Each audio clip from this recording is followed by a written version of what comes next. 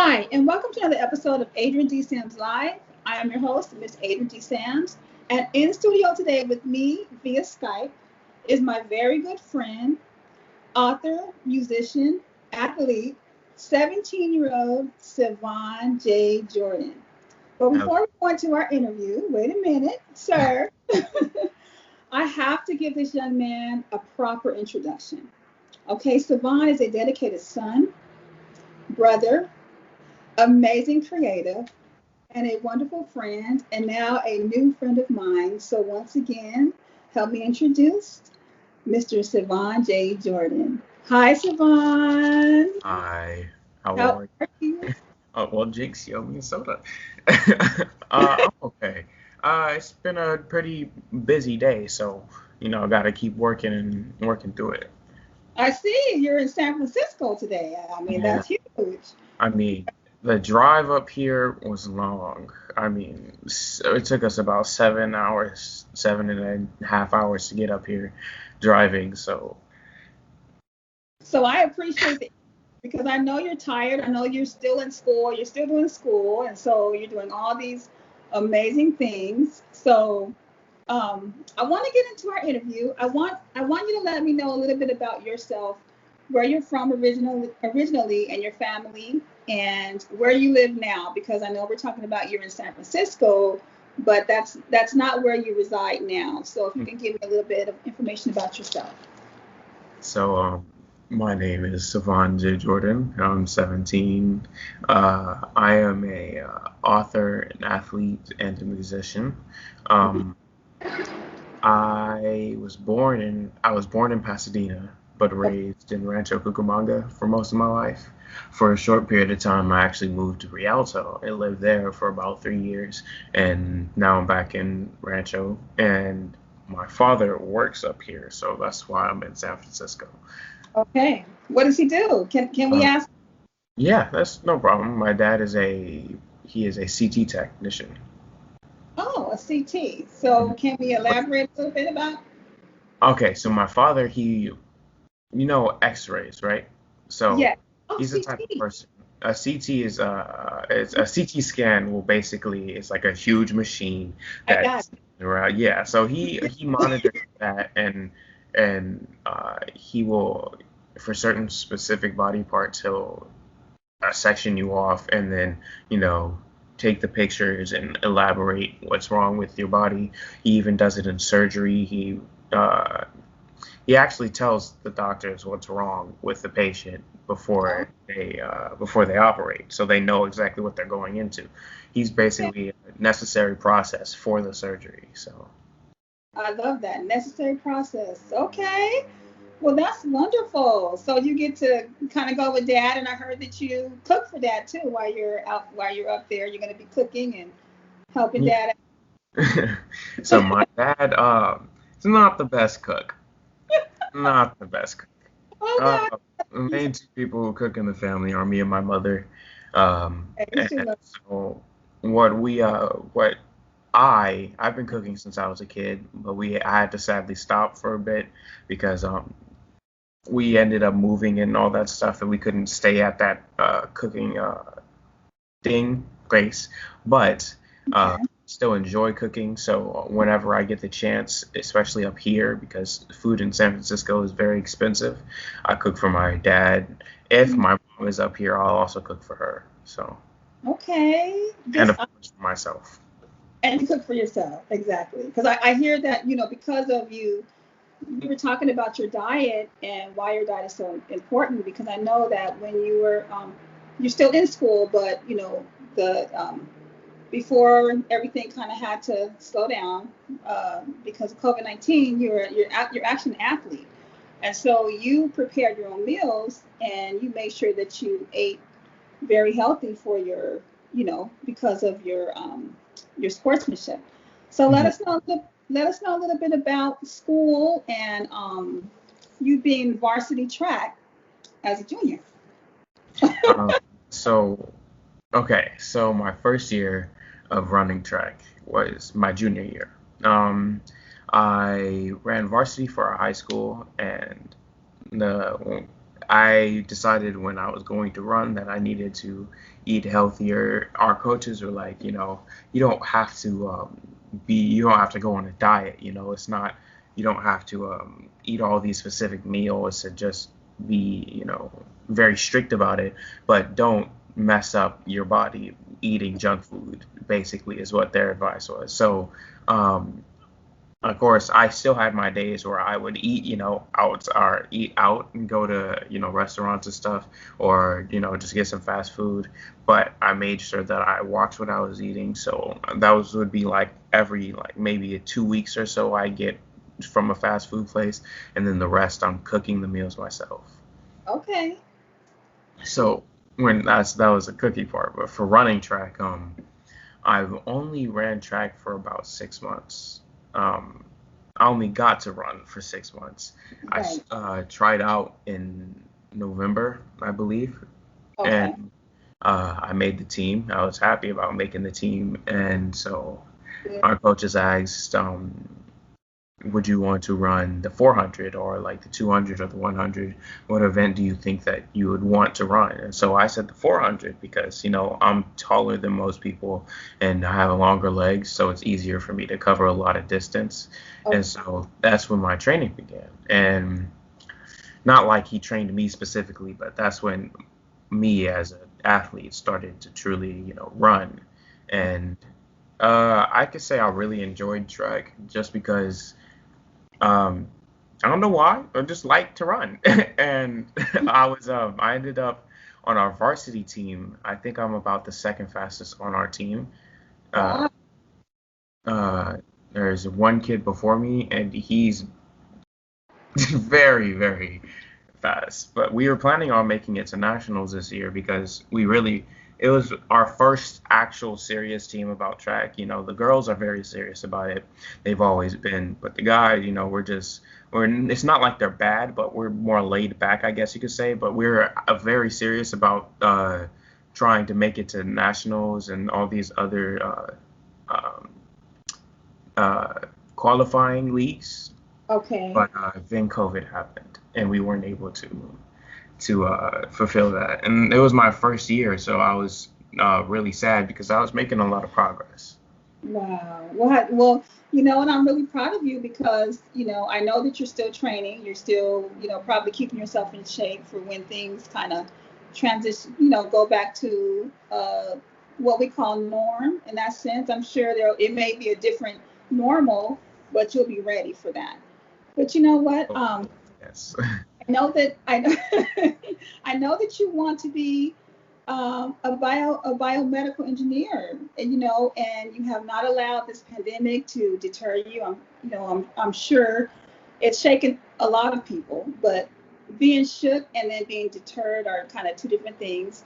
And you're still moving forward. So I want you to let me know about your the class that you're taking, the program that you're in with school, and your dream job that you want to have.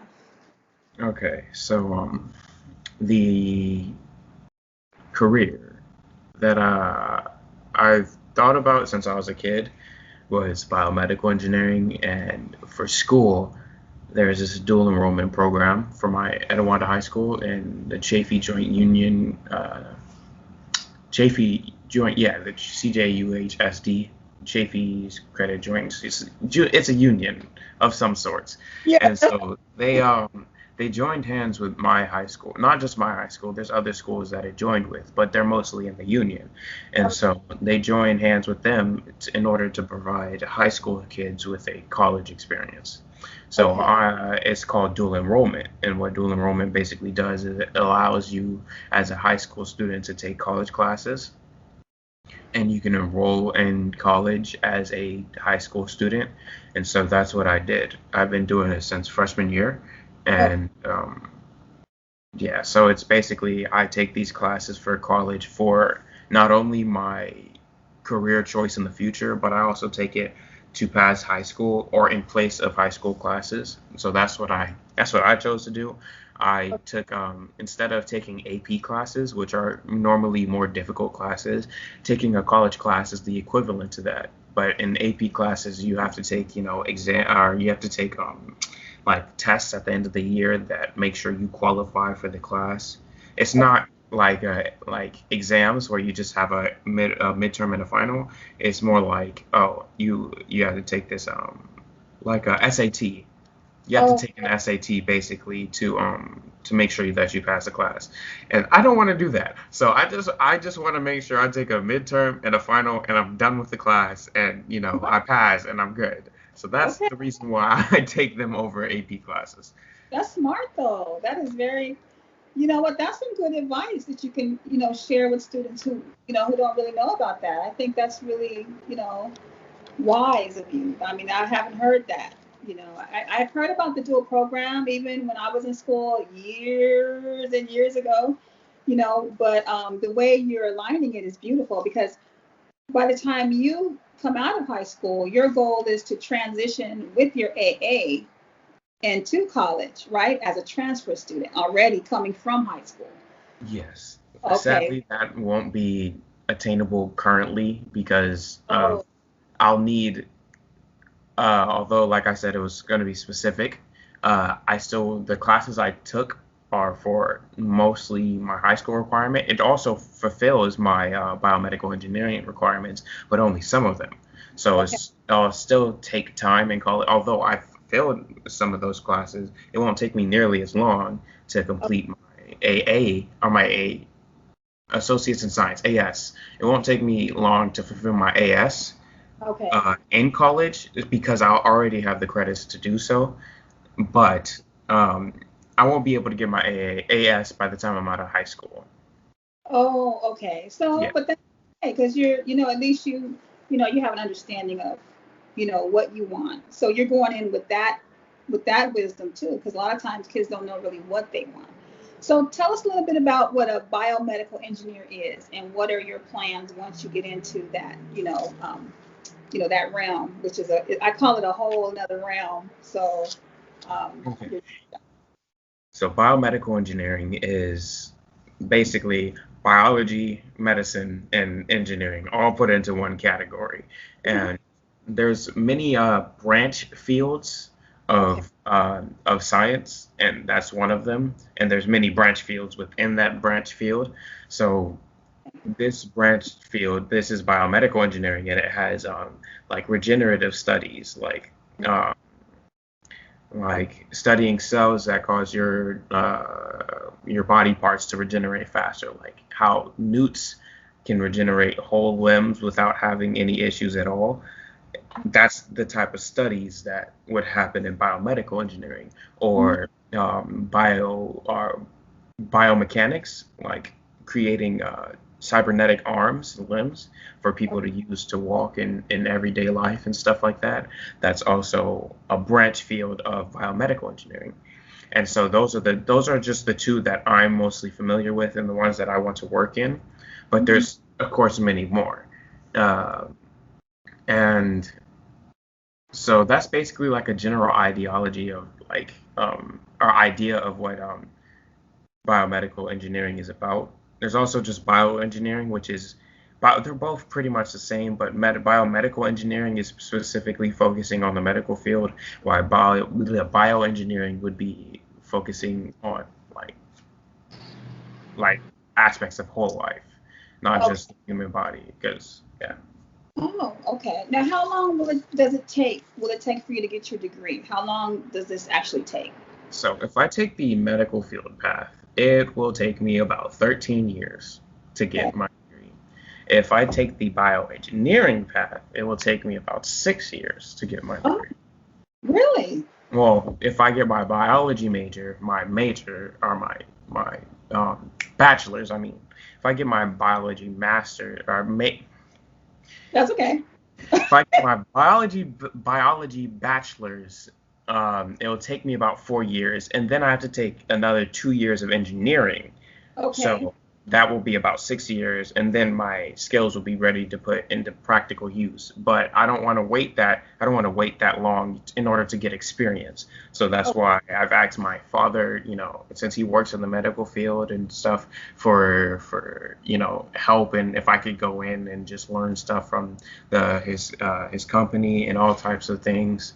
And if I take the biomedical engineering path, the medical school part will take anywhere from 4 years to 12 years. Yes. Okay. So, I was going to say that because I wanted to be a psychiatrist, and it was going to take me about 15 years altogether to finish. So yeah. Okay. Um, you're like, don't yeah, say I don't I think I think want to 4 spend years. 13 years of my life just sitting in school. Well, it wouldn't be such a problem if I could get practical experience before. Like, it'll take already 6 years to get the biology and the engineering, but the medical field, of course, they're going to have me working in the medical field, but I won't have any biology or engineering experience if I don't work. So Right. that's why bioengineering, I feel, would be a little bit more of the Like hands on or yeah, hands-on. If I could actually attack it as I want to, then it would be perfect. okay. Well, I believe in you. I believe in Thank you do exactly what you want to do. God's gonna make sure you do. You have it just the way you say it. Okay, well, let's talk about your book. Okay, you are an author as well. And now you're a young author because you started your first book at 7. And I know it was published by your 10th birthday. Okay, and so let us know a little bit about your book, the name of your book, and what inspired your book. Tell us the whole thing. you. Okay. Well, I was about 7.5 when I had many passions, I guess you could say, as a kid. I was very charismatic, and my attention span was short. So, I could do a lot of different things just to, fulfill what I wanted to do. Like as a kid, I used to make these little Minecraft thingies because Minecraft was my favorite game back then. So I made these like I drew them out of grid paper and all this stuff. Mhm. And yeah, I used to draw a lot as a kid, but I then was like, I want to express the drawings into writing. Like, how do I do that? So as a 7 year old, I'm just like, okay, well I really love to read. Like, although I don't do it nearly as much as I used to as a kid, I love to read. It's one of my favorite things. So as a kid, my favorite book series is Junior B. Jones. Mm, And I read that so much as a kid that I was like, why don't I try writing my own stories? okay. So the idea of me wanting to express my art as a 7 year old and my writing or wanting to be an author because my favorite books were by one of my favorite authors. And I was like, wow, this would be really cool. I want to write like this and have people read it and feel the same about how I feel about this book, about my books. So Amen. I Okay. started I started writing, and So, you know they're little silly short stories. Although okay. the Junie B. Jones series isn't very like they're not short stories, but they're like events that happen in this girl's life that you I know remember. yeah, She's they're like the a long time. adventures and stuff like that. And Okay. so I made these fictional characters just out of random names. Like the most wacky name I came up with was Mr. Sibster, and Okay. it's just I just made. Mr. I was a 7 year old though, Okay. so I Mr. just came up with weird names for different characters, but I wrote about like one of the stories is about a crab and how he's out with his family at the beach, and because he had sharp claws, he popped the volleyball they were playing with, and his whole family was mad.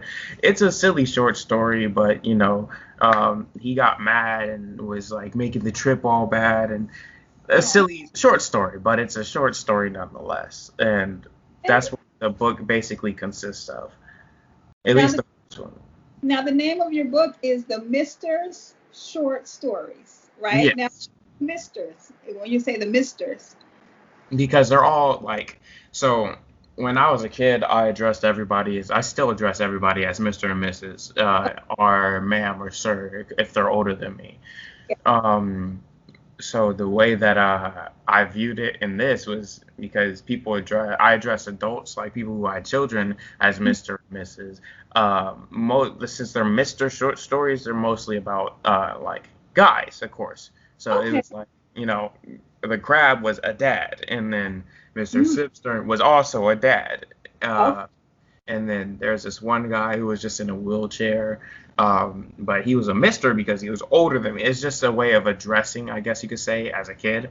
But okay. that's why it's called the Mister Short Stories. It's not really, it doesn't really have much to do with anything except for that these were guys and are families. They were men with families, and so yeah, I guess you could say it was a way that I could represent how my family dynamic worked.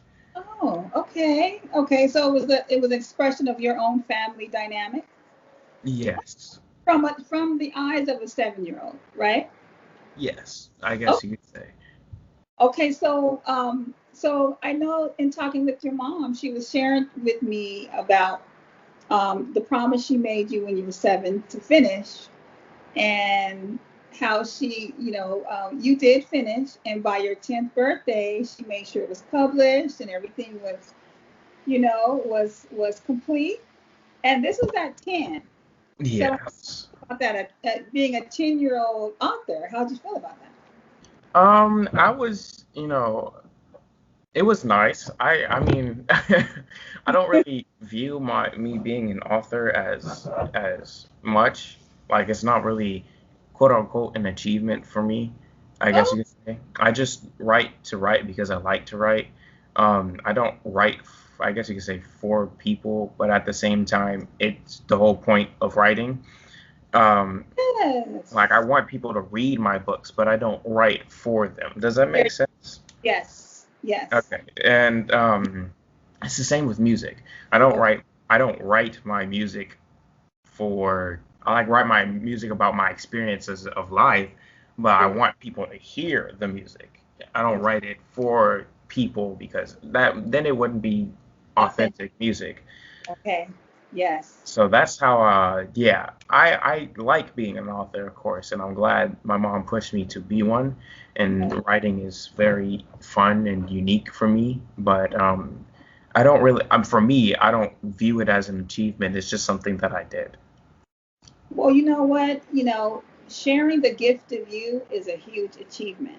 And because, no, it really is, and I'm the same way. I don't do the show for people to like it. I'm sharing my ministry with the world. I'm sharing my marriage, my relationship with God to the world. And that's what you're doing too. You're sharing your ministry, with the world, between you and God. And that's what's important. And for you to be 17 and not have to desire people to, numbers, or people's appreciation or likes, to inspire you. I think that needs to be applauded, because not many 17-year-olds can think that way. Not even people my age can think that way. So I am the same way, and I'm so grateful to hear that from you. It really blesses me to hear that, and I hope you stay authentic. I hope you continue to share your ministry versus creating one and then sharing it. Stay authentic. That's the best gift that anyone can give to you. Of advice is to stay authentic, stay true to the gift that God's given to you of you and Himself. Okay, so that's an applause right there. I have to give to you right now, young man. You are so amazing, So thank you so much for that, because you've inspired me today too when you said that. Because it's not about numbers, it's not about people. You're not writing for people. You want people to appreciate the gift of you, but that's not what's having you to be inspired and stay inspired. So I applaud you for that once again. So thank you. Thank you so much for that. No problem. Okay, so now I know that your book has been republished in 2019, right? And so your book is available now on Amazon right now. Yes, it's we've also got it into Barnes and Nobles. Oh, okay. So So the Mr. Short Stories is now available on Amazon and Barnes and Nobles, right? Mm-hmm. Okay, okay. So now you also have another book that you're writing, right? Uh, yes, I have one that's already done and I believe been published, and then the other one I'm currently in the midst of writing. The first one was a project from sixth grade that it's a poem project. Miss Duffy was my sixth grade teacher. She was like, "Here's this poem project." I believe it was for English, and Okay. I really liked the outcome. And my mom suggested the idea that I make this into like a poem book of sorts. And I was Hmm. like, ah, well, I already am an author. I am 10 and just published my first book. Amen. Okay. So That's I ended up publishing that too, and What's the yeah, name of it? it's I think it's called Poetry by a Sixth Grader. I was in sixth grade at the age of 10, so I think Oh, yes, I was I was going into seventh grade as a 10-year-old. So yeah, oh. Now, were you ahead a little bit? Was I you? am. Yes, I should be a junior, but I'm a senior in high school. Okay. Now, see, I didn't know this. This I'm just learning this right now on our interview. I didn't know that you were ahead. Did Oh, you? it's more of a birth thingy than a academics. I was born. I was so I'm a December baby. I was born Okay. December 1st, 2003, Okay. and what ended up happening was I got registered into school at 4 years old instead of 5, which is Oh, usually the cutoff. And but they were accepting 4-year-olds at the school that I went to up until after my birthday is when they pretty much cut people off from being 4 and going to first then. grade. Okay. Okay. And so that's how I got into school earlier than other people my age, is because I basically got lucky, if you Okay. want to call it, because I have other friends of mine who are literally days behind me and Mhm. in the grade lower than me.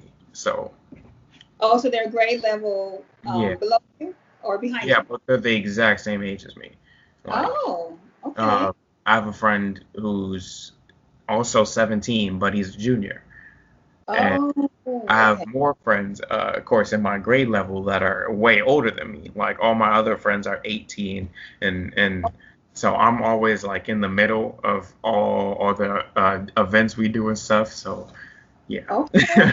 Well, it looks like you're ready for it. It seems like, you're right there. I mean, it's you are, your academic, wisdom is above your grade. So and your age. So, you're Mhm. right where you're supposed to be.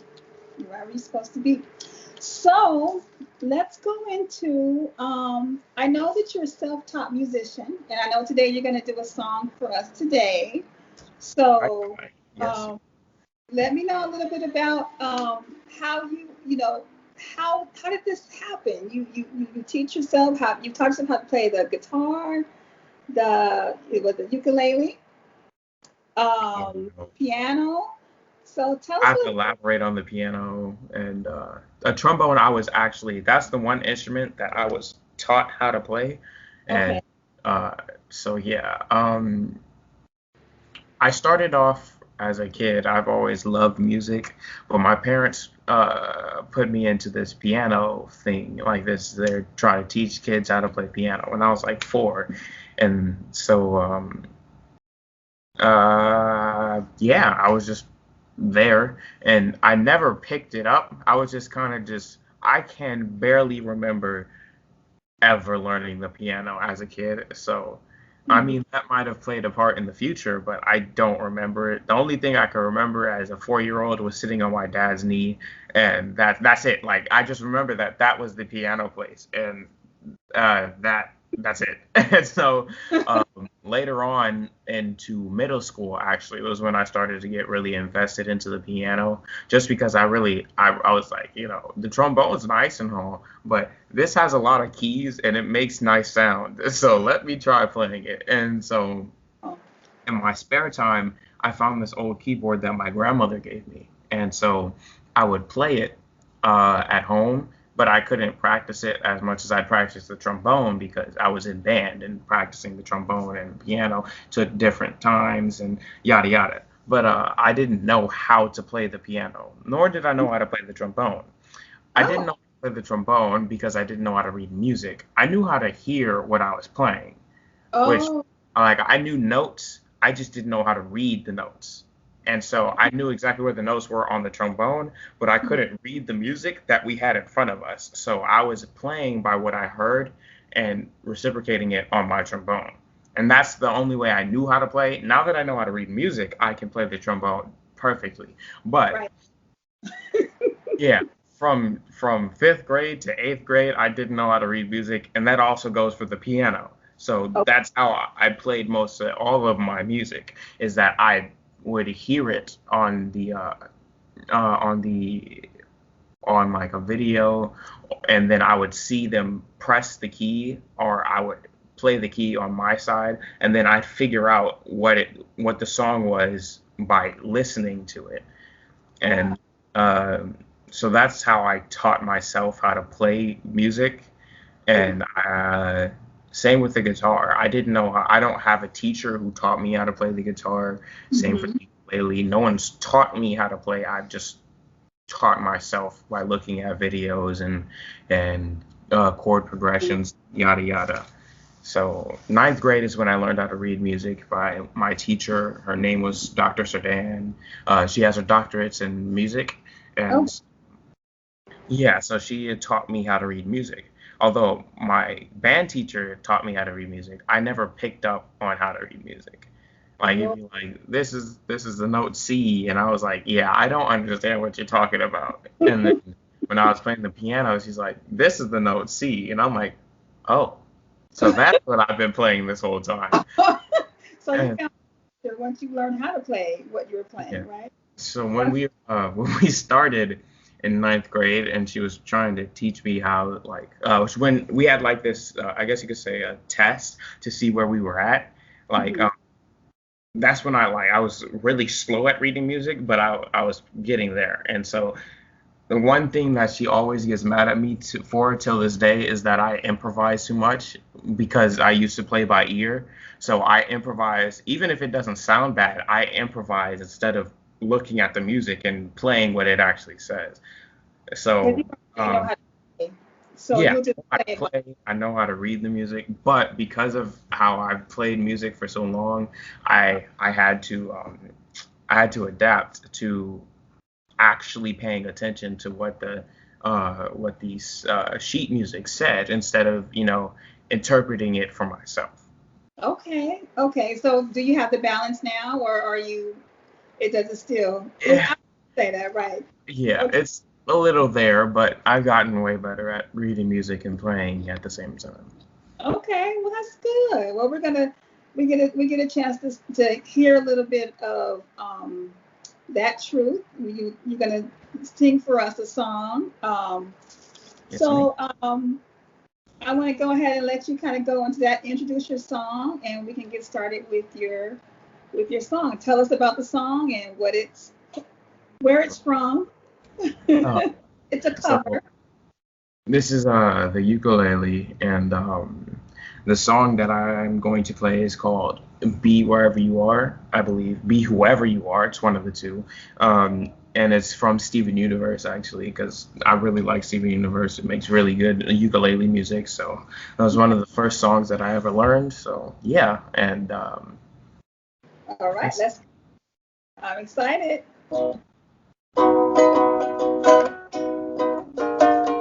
okay. Isn't it such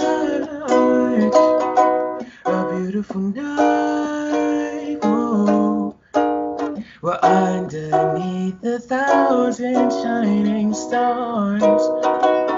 Isn't it nice to find yourself somewhere different? Oh, why don't you let yourself just be whoever you are? Look at this place. Look at your faces. I've never seen you look like this before. nice to find yourself somewhere different. Whoa, why don't you let yourself just be whoever you are? Look at this place, look at your faces. They're shining like 1,000 shining stars. Isn't it nice to find yourself somewhere divine? Whoa, why don't you let yourself just be whoever you are? Woo!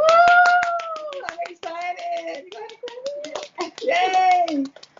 You're not by yourself. You know, there are people watching you, so you did great. Oh, thank you so much, Siobhan. Thank you for allowing me to see. You're so amazing. And you know what? When you sing, you literally just light up.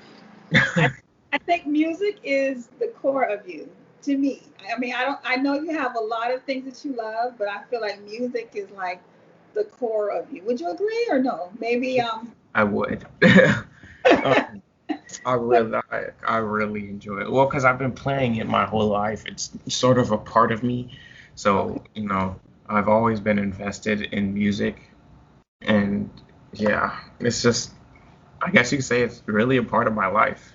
It is. I can see it. You light up, literally. Every time you sing something, you light up. And I'm so proud. And you blessed my platform. And I'm so grateful to have you. And I hope this is not the last time. I hope you continue to come on and share your gifts with us. Now, before we close, you know, I have my 4 questions that I'm going to ask you, okay? So get ready, okay? You know these questions. Woo! Okay, this is woosah moment. Okay. So first, I'm going to ask, okay, I know you're 17. So when I ask these questions, I'm asking from a perspective of a 17-year-old. So you don't have to be my age to, you know, for these questions to be relevant, you know, just with your understanding. Okay. Okay. So first, we're going to start with your short-term goal. Share with me your short-term goals for your life right now. I would say currently my short-term goal is to graduate high school. Not that I'm struggling or anything like that. Just this year is very, very choppy, and I just want to make sure that everything's fine when I graduate. Okay. Yeah. Amen. Okay, well, you know what? I believe in you, and I know you're going to graduate beyond what your expectations. Thank you. Okay, so number 2, your long-term goals. I say I have about 3 long-term goals. Should be biomedical engineering, being a musician, and making sure that my books are written, you know, and published the way that I want them. I want to make sure that I write the new book that I'm currently working on at least 200 to 300 pages long, because I feel like that's a goal for me that have yet to achieve with any of my other books. So yeah, those would be my 3 long-term goals. Long-term goals. Okay, before we go to the next one, let's talk about you said your new book. What's the name of the new book you're writing? It's called Novas, like supernovas. Just yeah, and it's about basically sci-fi fantasy.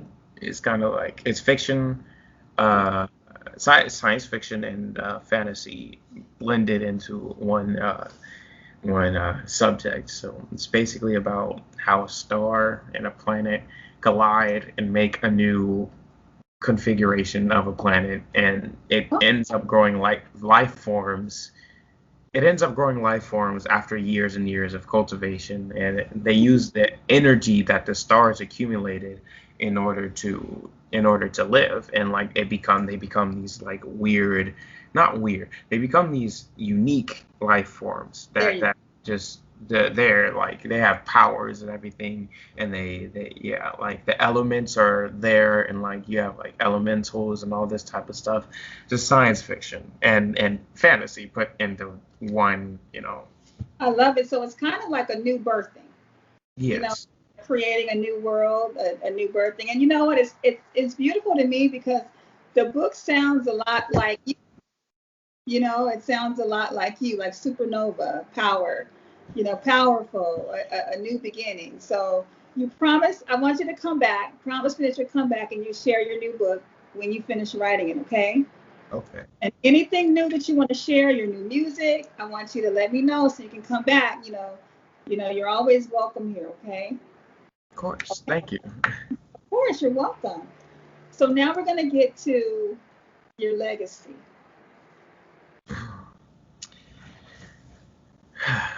What do I want to start as a legacy? Okay. For me, I would say the legacy that I want to not necessarily leave behind, but that I want to show is, you know, Amen. I have these accomplishments, I guess, that I've um, done throughout my life. It's not, most of my accomplishments wouldn't have happened without my mother. Oh, yeah. Uh, Amen. because she pushes me to do these things, even if I don't want to do them. If I might end up liking what I'm doing in the end, because uh, I might end up being good at it. And Yes. so, Amen. music, different story, but a lot of other things like cooking and writing is my mother has gotten me into by suggesting it, and I was like, what's the worst that could happen? Let's try it. And so, Amen. um, Okay. the things that I really want to leave behind is that it's not, if you put your mind to it, it's not, first off, it's not going to come easy and it's not going to come quick, and Right. it will be difficult. There's no sugarcoating how to get, how to work hard. It's just working hard. That's right. But depending on who you are, the rewards will pay off. That's right. Um, for me, I believe that they've paid off. I wrote a children's book, and people are still buying it to this day, and Amen. I'm glad that they like the book, you know. And Yes. I would never have thought as a 7 year old that I would have that this is what I wanted, but it's not. It's basically like it came true, I guess you could say. And so if you look at it from that way, it's as long as you try. I'm 17 now, right? There's 10-year difference, but Yes. or if you want to count from the time I published the book, it'd be a 7 year difference. But it still happened, you know. It's still at the end of the day, even though it took 7 years, it was a long time. It people and I've now got my book into Barnes and Nobles and Amazon and all that type of stuff. So I'm glad that it's reached people. Amen. So your legacy would be to believe in your dreams, right? To believe in your dreams and to just try it because you never know if you believe in yourself, if you believe in the gift that's inside of you, then you may just see it manifest, that you will see it manifest, just like you. Okay. Okay. Well, I think that's wonderful. I have a question about your other book, Poetry by a 14-year-old, right? By sixth grader. Grader. I'm sorry.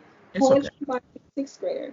Now, is this book in Barnes and Nobles and Amazon as well? I think it's in Amazon, but I do not believe it's in Barnes and Nobles. I can actually look, but I don't believe it's in Barnes and Nobles. Okay. Let's see, Look. poetry by a sixth grader. Okay, you guys are doing it live. We're looking live to see if the book is on Amazon and Barnes and Nobles, or this is live TV.